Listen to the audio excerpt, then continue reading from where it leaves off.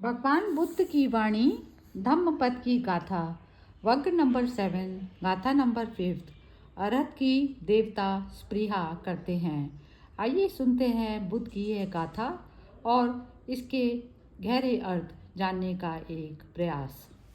अरहत की देवता स्पृहा करते हैं। महाकात्यायन थेर की कथा। स्थान उब्बाराम सावस्ती। अवंती देश में एक नगर था उज्जैन। वहां एक पुरोहितों का कुटुंब रहता था। उसी कुटुंब में महाकात्यायन ने जन्म लिया था। वह तीनों वेदों का ज्ञाता था, ज्ञानी था, बुद्धिमान था। अपने पिता की मृत्यु के पश्चात वह अवंती के राजा चंद्र प्रद्योत का पुरोहित बना। राजा को मालूम हुआ कि लोक में बुद्ध पैदा हुए हैं, उन्हें उज्जैन बुलाना चाहिए, आमंत्रित करना चाहिए। मंत्रियों से मंत्रणा की, सलाह की।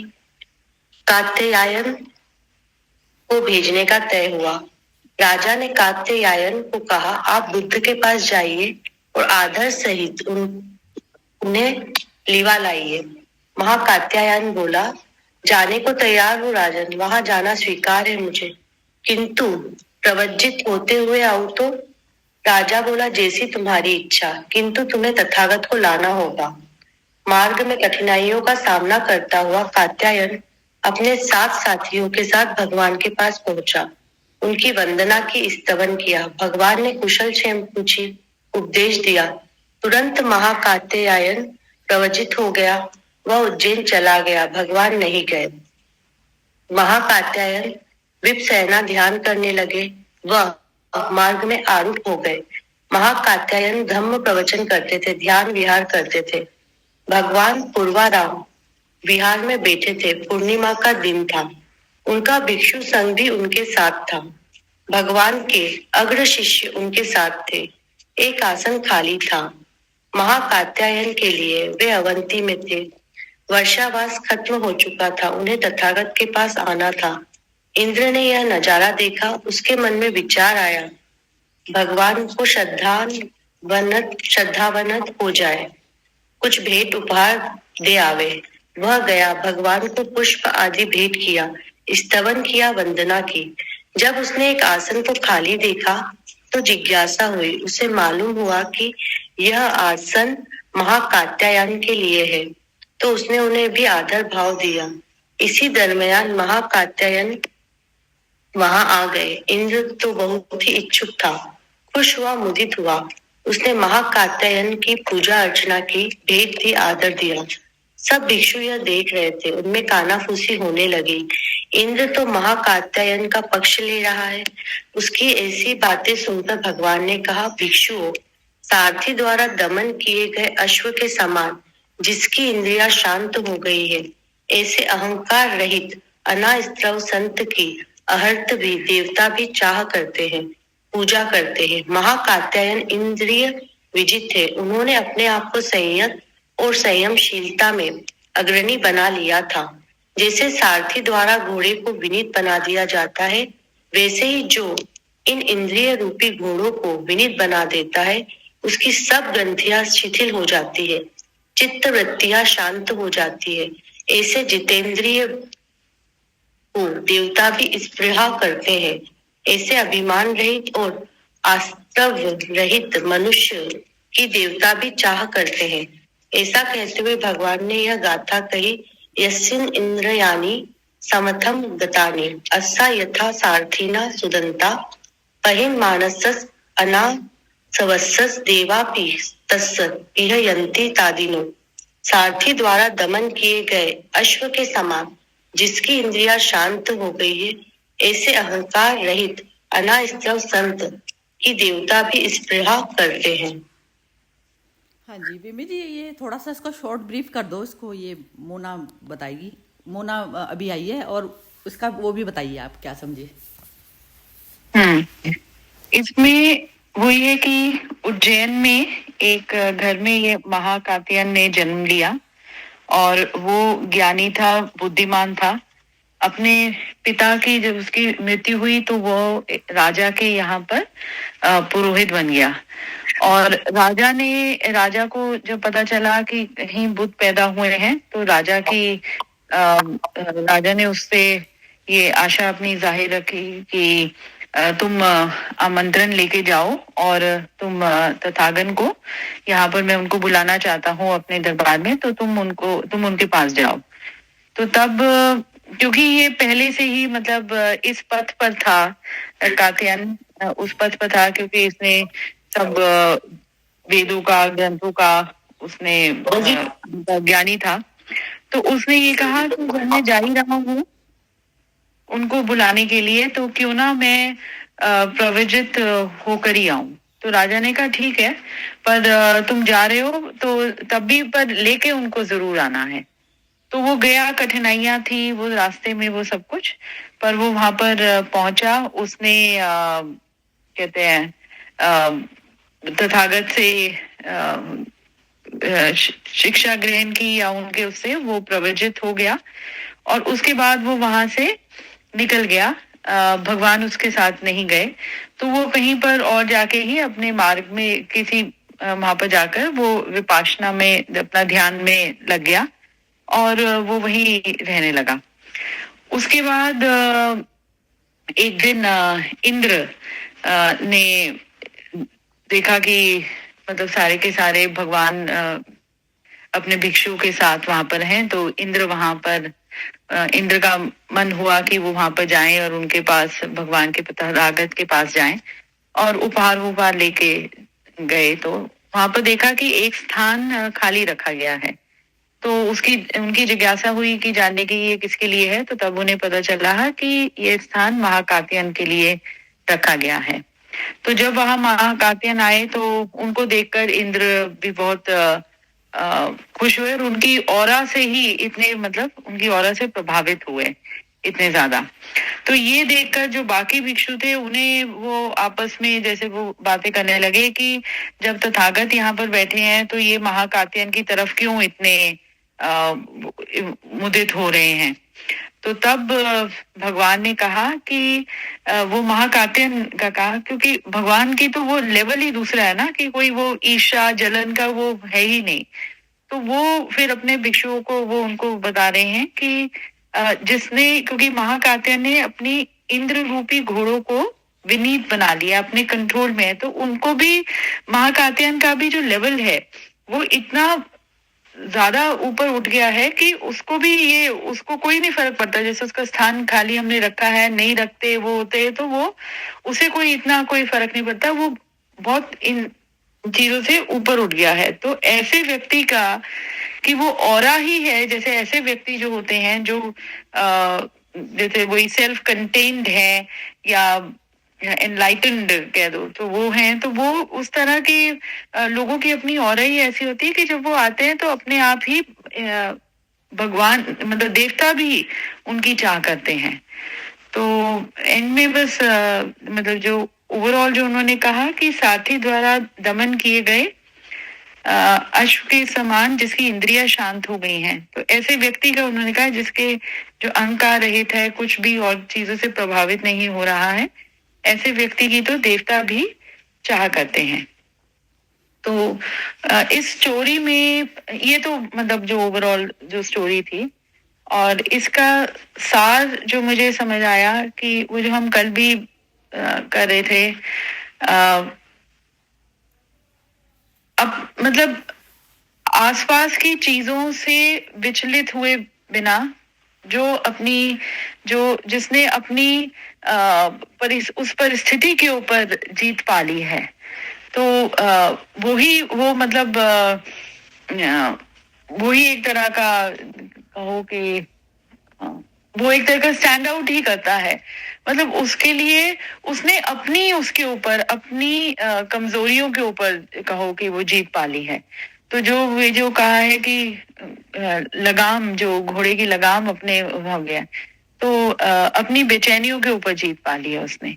तो वो उसकी अपना ही वो उसको फिर आसपास का कोई किसी चीज का कुछ भी कोई फर्क नहीं पड़ता। वो उस स्टेज पर पहुंच गया है, वो जैसे हम कहते हैं सत्य चित आनंद वाली स्टेज पर पहुंच गया है। तो आम जिंदगी में भी वही है कि अपनी किसी जो भी परिस्थिति में है उसको उसमें जब तुम अपने पूरी तरह से वो उसमें बसे हुए और उसको तुमने एब्जॉर्ब कर लिया और फिर जो तुमने कर्म कर लिया उसके अंदर, उतने तक हमारी वो कोशिश होनी चाहिए, ना कि बाहर चीजों से विचलित हुए बिना।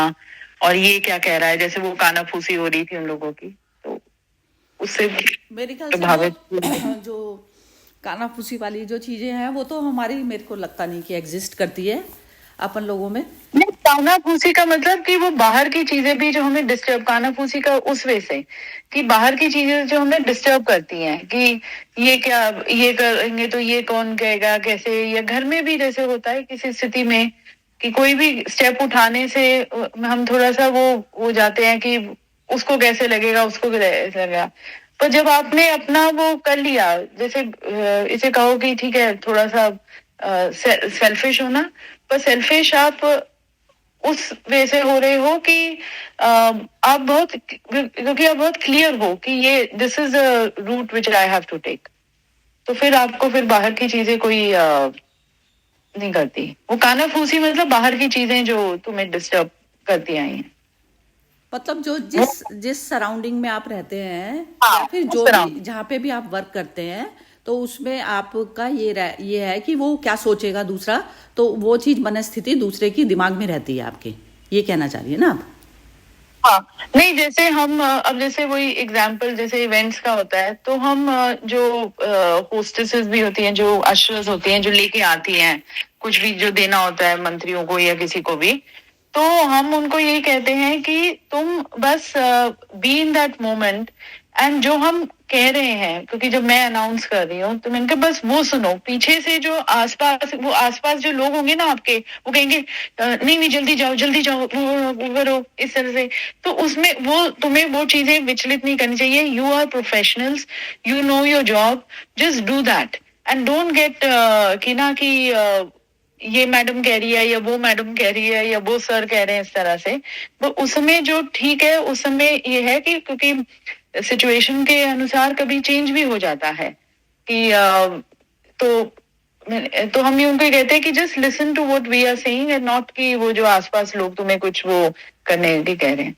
तो वही है कि, और वही है मतलब सभी जस्ट मतलब this is just an example कि बाहर की चीजों से आप वो नहीं हो, जो तुम्हारा उस समय काम है और जो तुमने समझ लिया है बस उसको वो करो।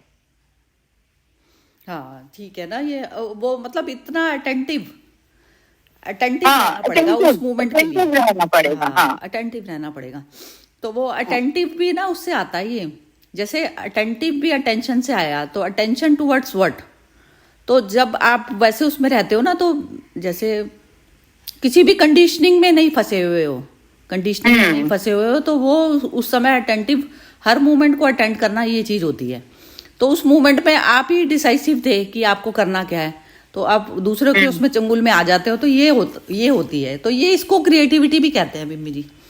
ये क्रिएशन मतलब कोई प्लान के पुराने जो प्लान है सब रखे हैं माइंड में भी है सब कुछ प्लान, लेकिन अब इस मूवमेंट की ये रिक्वायरमेंट है तो उसके अकॉर्डिंग एक्शन ले लिया जाए, बस ये होता है अटेंटिवनेस। तो जो मनुष्य ऐसी वाली उसमें आ जाता है ना स्थिति में, तो वो बस वो क्रिएटिविटी आती है, वो क्रिएशन होती है कि उसकी अपनी क्रिएशन थी उस समय उस मूवमेंट के लिए। ये बिल्कुल ठीक पकड़ा। यदि ये मनुष्य इस चीज का भी अभ्यास कर लेना तो भी वो बुद्धत्व को प्राप्त हो गया समझो वो। लेकिन हम जीते नहीं ना ऐसे बुद्धत्व। तो आप देखो कि कितना मूवमेंट के हिसाब से, मतलब एक अवेकनिंग की तरह से जीना जो होता है लाइफ को, उसमें कितना मजा है। बिल्कुल हाँ, उसमें मजा ही अलग है। वो ब्लिसफुलनेस जो है वो आ जाएगी, आप समझ लीजिए सब में आ जाती है वो चीज। तो कितना बढ़िया सुंदर संसार होगा वो, बहुत ही बढ़िया। ये यहाँ तक पहुंच जाते हैं तो ये यही बुद्धत्व कहते हैं, इसी को ही कहते हैं। हाँ जी अनामिका जी बोलिए जरा आप।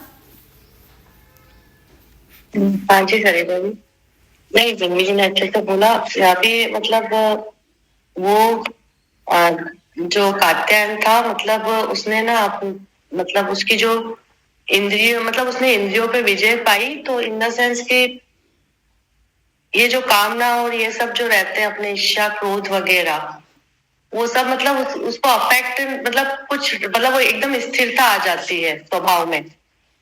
और इस कहानी मतलब ऐसा भी लग रहा है कि वो खुद भी मतलब उस वाले स्टेज तक पहुंच गए, मतलब बुद्ध वाले।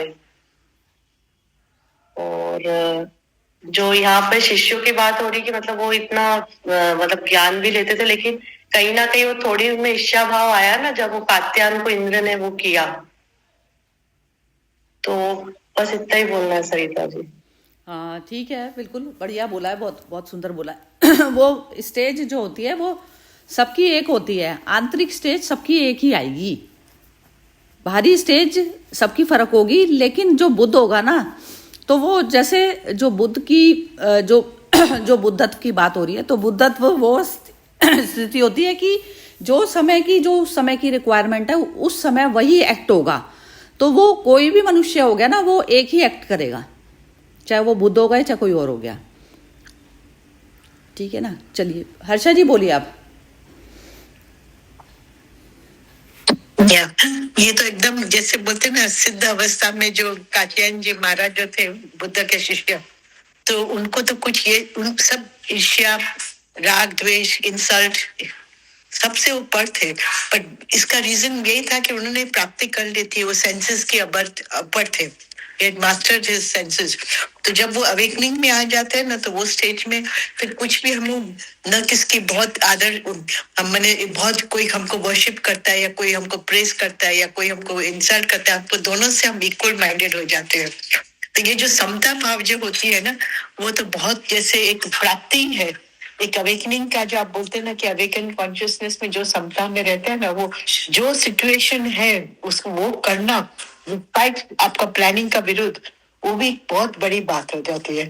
तो ये जो है वो बुद्ध अवस्था है ना, हमेशा समदृष्टि, समभावना, सब एक ही प्रेम भावना से देखना, सबको वही आदर्श देखना और नॉट गेट अफेक्टेड। कोई इंसल्ट भी करे ना तो भी हमारा भावना में कुछ अंदर फर्क नहीं आवे। तो ये जो होती है, तो ये बहुत कोशिश, जैसे बड़ी बड़ी कोशिश होती है, क्योंकि अपने ईगो कभी कभी बीच में आ जाती है और कंप्लेन करती है, मेरा प्रेफरेंस ऐसा नहीं था पर मेरे को इसको करना पड़ता है। वो करना पड़ता है, ये कंपल्शन जो हो जाता है, वो बुद्ध का अगेंस्ट है। बुद्ध का में there is never compulsion, there is always spontaneity. तो ये जो स्पॉन्टेनियस जो अडेप्टेशन होता है ना सर्कमस्टेंसेस से, तो वो एक बहुत सुंदर स्टेट है। तो जरूर फर्क पड़ जाता है इसमें कि हमने अभी एक ही, मैं जैसे पर्सनल बात शेयर करती हूँ कि मेरे ब्रदर अभी हॉस्पिटल में है, ब्रदर और भाभी दोनों।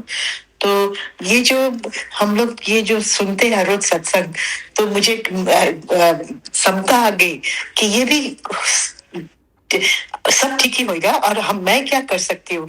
तो बच्चे लोग बोल रहे थे कि थोड़ा ये इन्फ्लुएंजा का हिसाब से लोग ने होम्योपैथिक जास्ती कर ली, सो दे वर कंप्लेनिंग कि होम्योपैथिक को ऐसा कौन करता है। ये सब बातें चल रही थी, पर मैं उसको भी कुछ नहीं बोला और मैं सब सुनी। ये सुनने का जो मुझे है, वो मुझे लगता है बुद्ध का बहुत बड़ी निशानी है कि पहले तो दूसरे का वेदना सुनो, भले भाई के विरुद्ध हो कि भाभी के, तो बच्चे लोग के वेदना सुन लेना अच्छा है विदाउट रिएक्टिंग। तो ये जो है वो मैंने सुना, फिर बोला कि आप भी उनसे बात करिए कि ये सब नहीं चलेगा, उनको अपना मैनेजरिज्म, मैंने खान पीन टर्म्स सब करना है।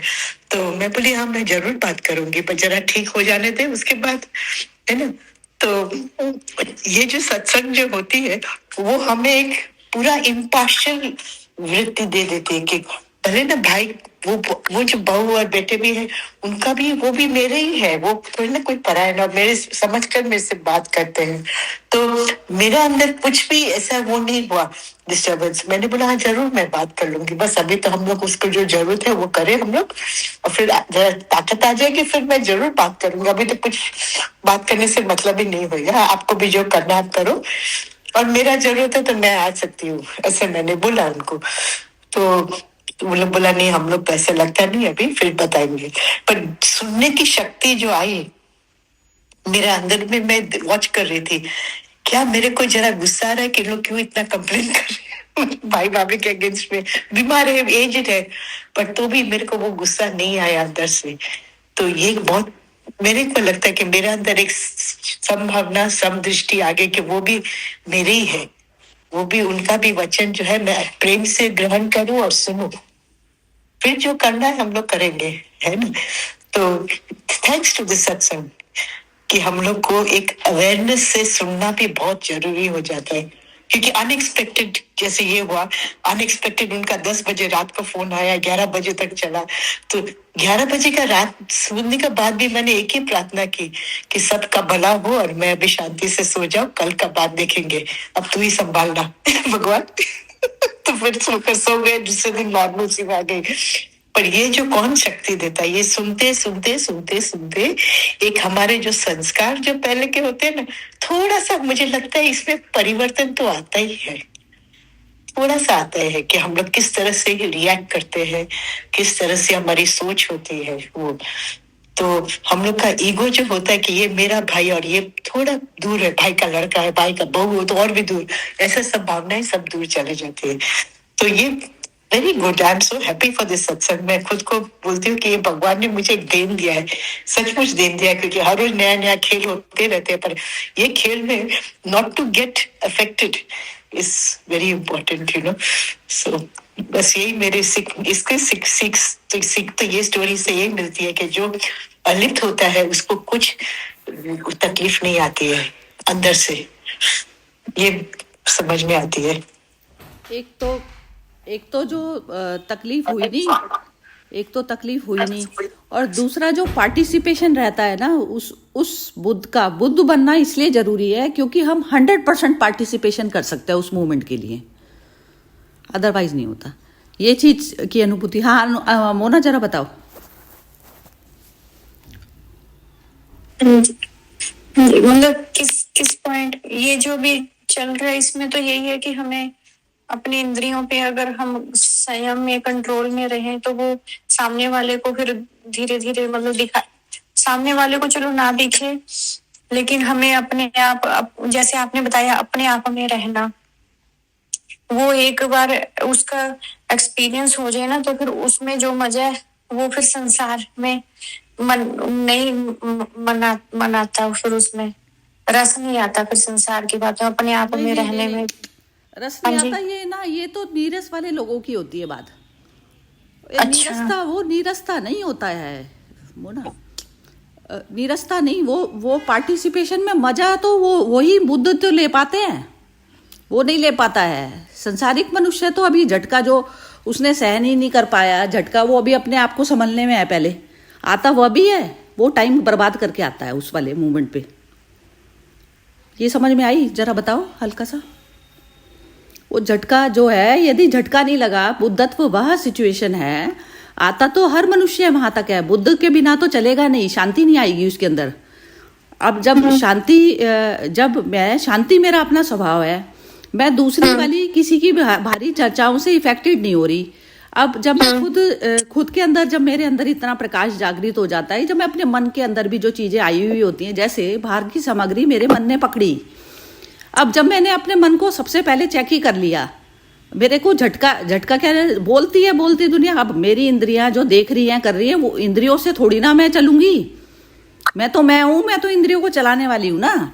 अब मुझे जो करना है मैं वो करूंगी। तो इस तरीके का हमारे अंदर वो आ जाती है, इंडिपेंडेंस आ जाती है। इंडिपेंडेंस इस तरीके से आ जाती है, दूसरे कुछ भी कहते हैं नहीं कहते हैं उससे लेना देना मेरा नहीं है, कुछ भी उससे लेना देना नहीं है। मेरे अंदर के पड़े हुए आलस है, जो घृणा है, ये सब जो चीजें हैं, वो चीजें अट्रैक्ट कर रही हैं आपस में, ये सब चीजें चल रही हैं। जब आप अपने मन को देखेंगे ना, तब बनती है ये बात। तो फिर अब मन पे तो बात बन गई, दिख भी गया लोगों को, लेकिन फिर उस चीज को इग्नोर कर देता है मनुष्य, उस चीज को इग्नोर कर देता है, और फिर वो वापस वो उसका वही उसी ढर्रे पे चलने लग जाता है। तो पानी का जो संस्कार होता है वो हमें चलाने लग जाते हैं। पानी के मतलब अंदर से जो संस्कारित होते हैं ना, संस्कार मतलब वृत्तियां जो हमारी बैठी हैं, तो वो चीज हमें चलाने लग जाती हैं। वृत्ति मेरे अंदर बैठी है, बार बार मैं बाहर की कहानी सुनती हूँ, और फिर मेरे को लगता है कि ये तो इमेज बनाने का चक्कर हो जाता है कि मेरे तो जो है मेरे को ही कैसे कह दिया। तो ये तो चीजें, फिर ये अहंकार भाव होता है। ये जो भी चीज जो हम बाहर की पकड़ते हैं वो अहंकार भाव होता है। वो वृत्ति जो है, सपोज कर लीजिए कि अहम वृत्ति फेविकोल की तरह है, वो सारी चीजें पकड़ती जाती है। अब उसको अपना पता नहीं है, तो ये चीज जो है जब तक नहीं आती ना, तो बाहर की चीज को तो बाहर ही छोड़ना है ना, बाहर से क्या उठाना है क्या छोड़ना है। तो ये भी तो चीज आपकी इंटेलिजेंस क्या चीज होती है, जो आपको अपना जो आप आई उसको पता होती है ये चीज। तो ये वाली भी स्थिति तब आती है ना जब आपकी जैसे इंद्रियां हैं, किसी ने सुन लिया, अंदर में जो गई, उसने जो अंदर जो पड़ी हुई जो चीजें थी सॉफ्टवेयर में, वो चीजें अपने आप ही मैन्युफैक्चर करनी शुरू कर दी उसके साथ में मिलके।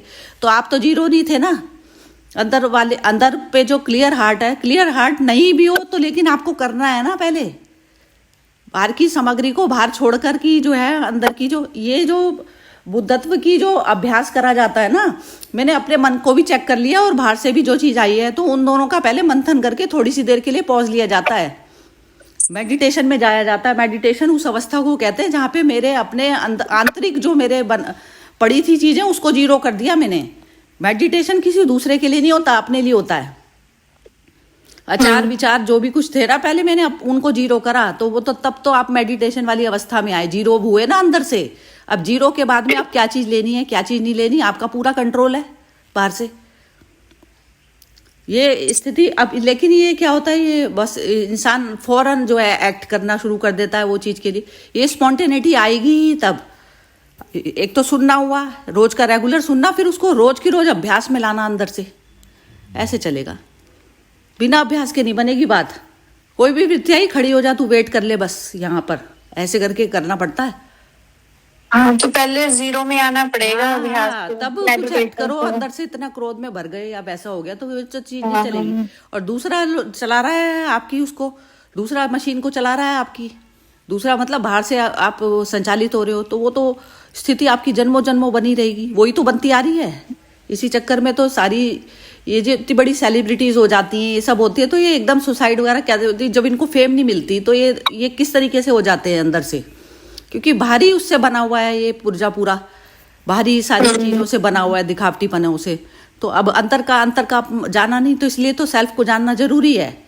जो बच्चे भी होते हैं प्रेशर में आते हैं, पेरेंट्स के उसमें आते हैं, तो ये यात्रा धीरे धीरे तो करोगे ना, प्रेशर में आ जाते हैं, पढ़ाई के प्रेशर में आ जाते हैं, जो सारे बाहरी प्रेशर्स जो मनुष्य है, भारी प्रेशर, बाहरी खड़े कर दो उनको, प्रेशर्स को आप नहीं लो उस चीज को, तो वो बाहर खड़ा कर देते हैं। वेट करो उसको, पहले मैं आंतरिक चीजों से वो कर लूं। तो जीरो माइंड पर तो बच्चा देखो आप हर चीज में टॉप करेगा, कुछ भी मैटर नहीं होता। करते हैं बच्चों को तो आजकल बहुत पता है, मतलब इन चीजों का बहुत ज्यादा पता है।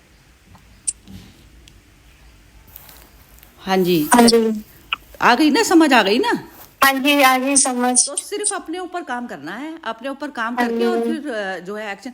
और फिर है ना, दूसरे का तो सोचना ही नहीं है कि दूसरा क्या समझेगा क्या नहीं समझेगा, समझता रहे वो उसका अपना माइंड है, समझता रहे। हमें ना कोई सफाई देनी, ना कुछ करना, कुछ भी नहीं करना है किसी भी चीज में।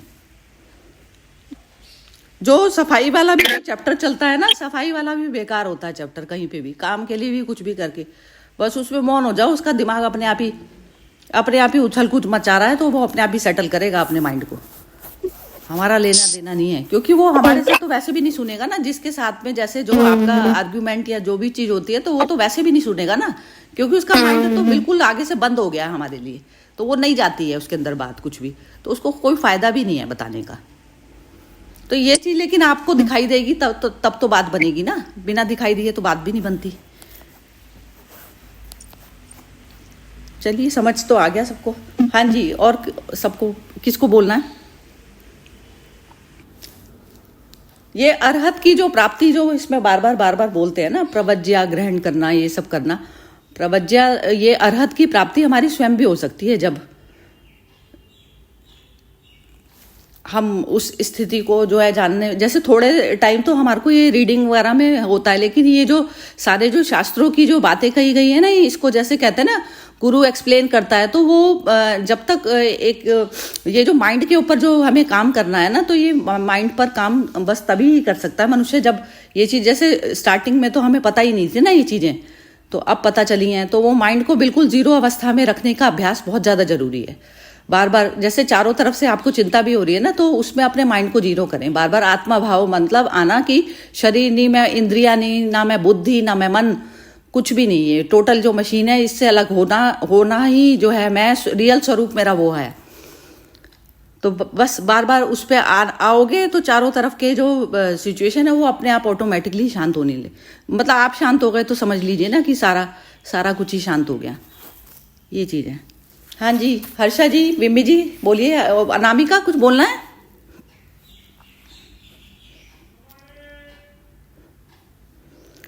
नहीं, चलिए हर्षा जी कुछ बोलेंगे?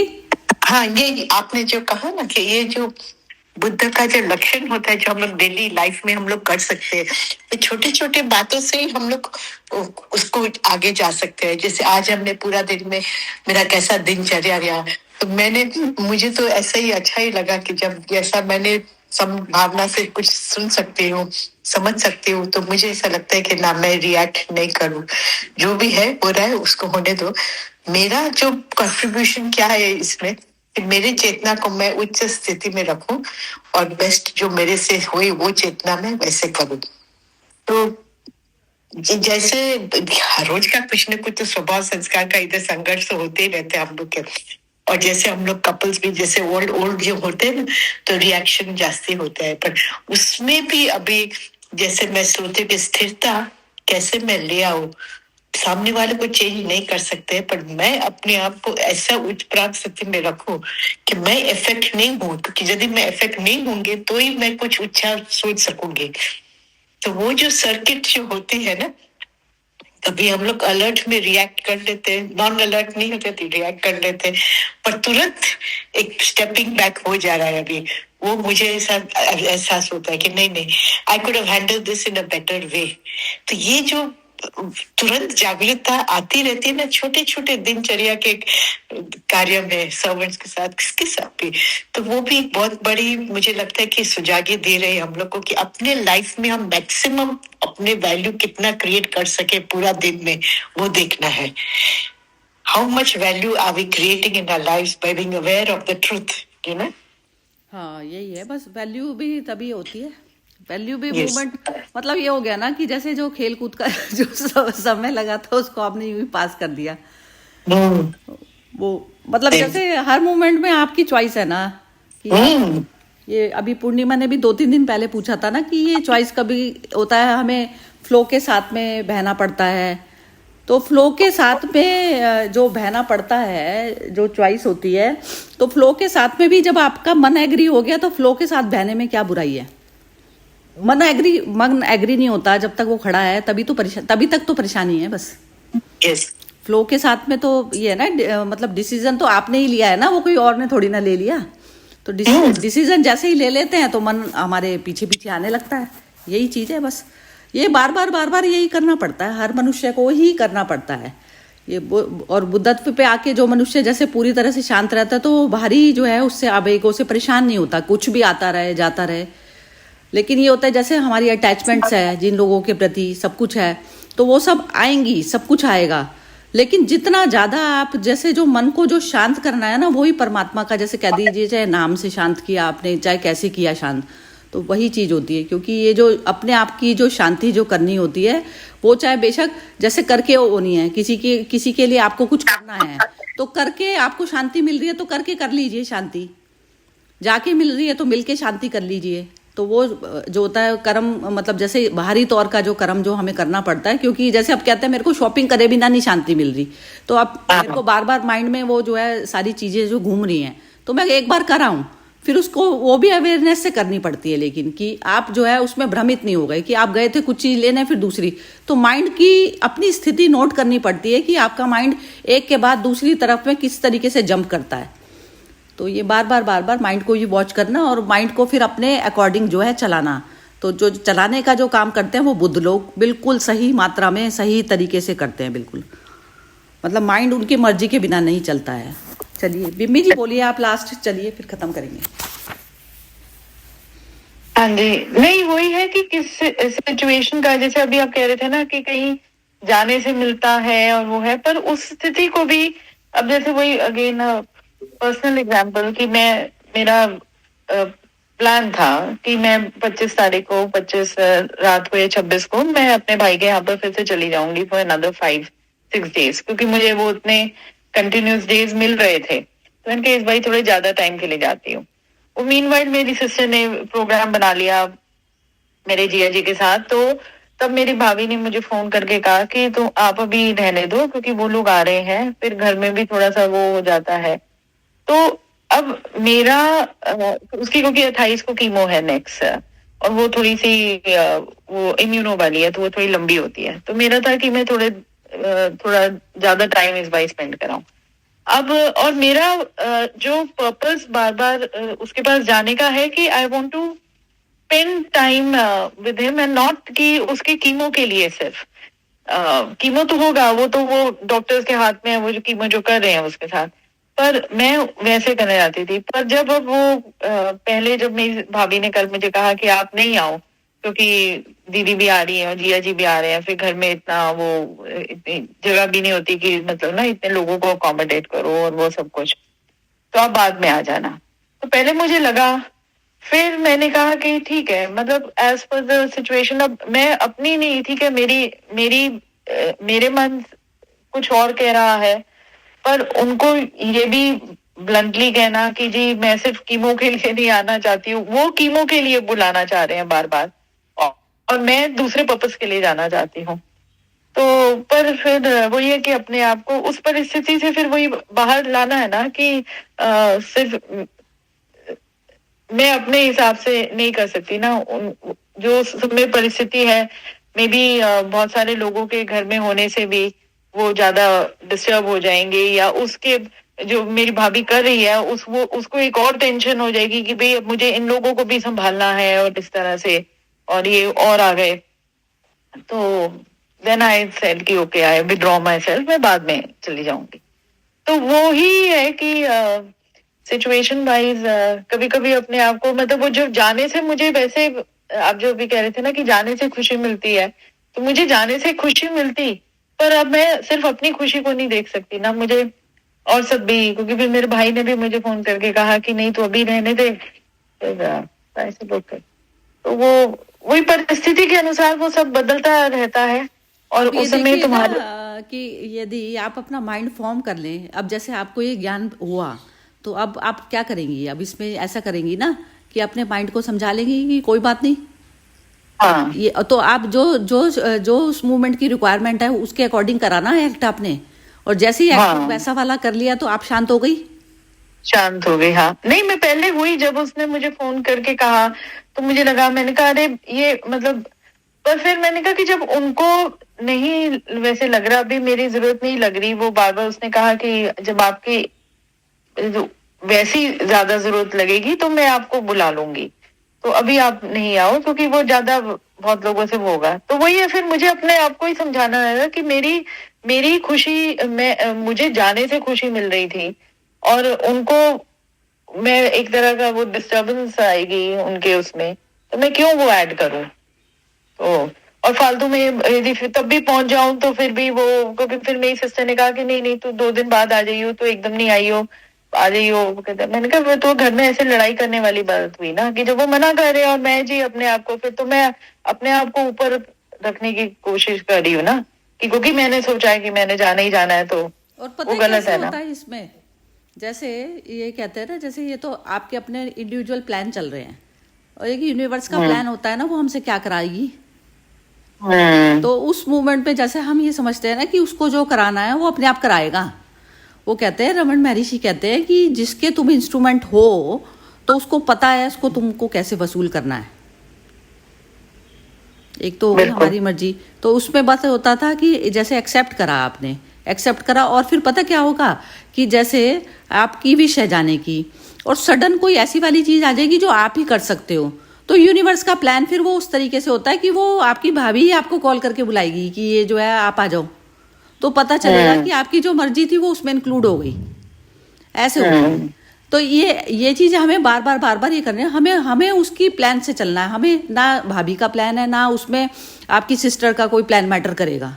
कुछ भी मैटर, सबके प्लान रखे रह जाएंगे, या सिस्टर कोई ऐसी तकलीफ आ जाएगी कि वो ही नहीं जा पा रही, तो ऐसा भी होता है, ऐसा भी होता है। तो लेकिन हमें शांति कैसे मिलेगी? हम कह देंगे कि नहीं ये तो यूनिवर्स की जो चीज है मैं ऐसे छोड़ती हूँ, मैं अपने ऊपर ऐसे करती हूँ कि जैसे उसको यूज कराना होगा कर लेंगे, हम कुछ नहीं बन रहे। यदि सामने वाले को वैसे भी यदि दूसरे के मन में कोई विचार बन रहा है, तो हमारी जो एक बुद्ध की परेशानी, बुद्ध की क्या होती है, बुद्ध की ना ये नहीं होती इंटेंशन कि दूसरा आदमी उसकी वजह से दुख पाए।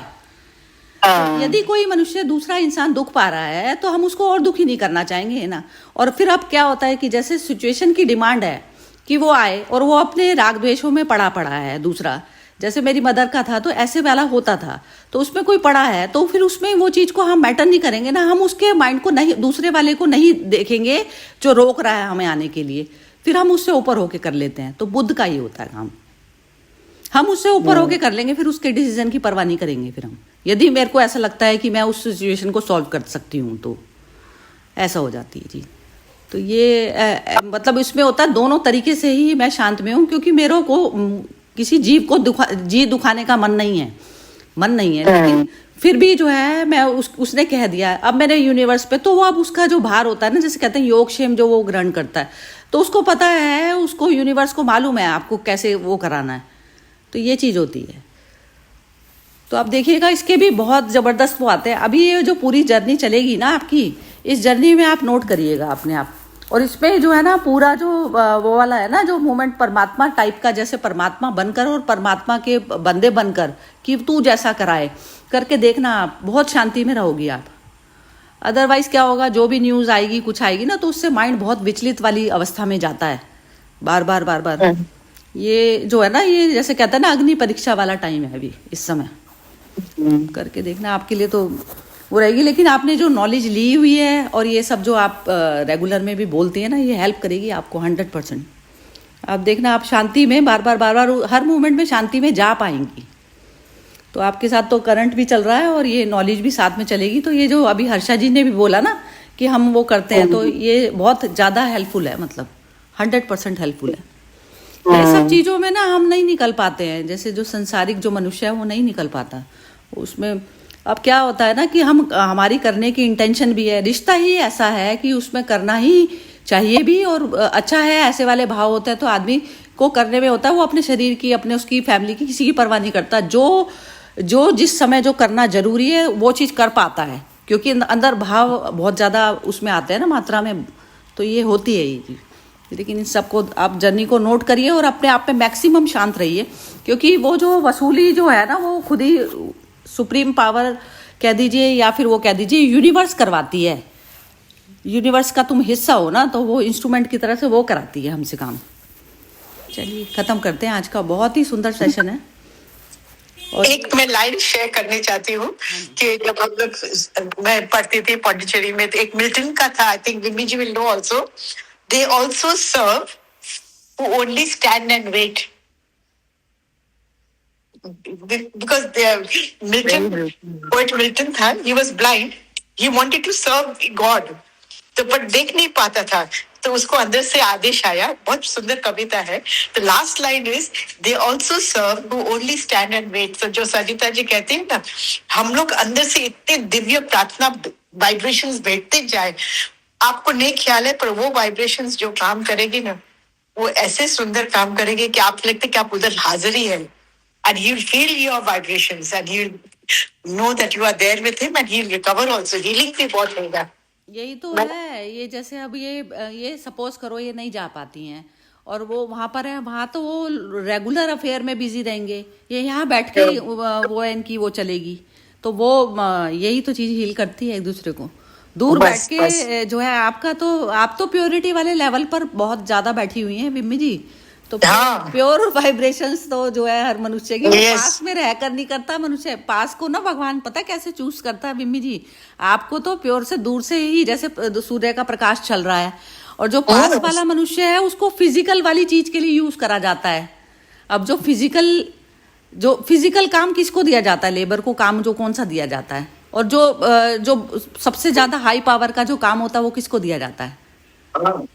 ये चीज है ना, तो आप ये समझिए, अपने को उस कैटेगरी में डाल दीजिए कि आपको जो है आप ऐसी पावर है जो सूक्ष्म से सूक्ष्म काम है वो परमात्मा अपने हाथ में रखता है ना, तो वो चीज आपके लिए। तो आपका जो मेंटल जो जिस तरीके का आप करती है हाँ जी बिम्मी जी, थैंक यू। हाँ जी बहुत हेल्प करते हैं, बहुत ज्यादा, मतलब चलिए ओके जी, जय श्री कृष्णा। जय श्री कृष्ण। जय श्री कृष्ण।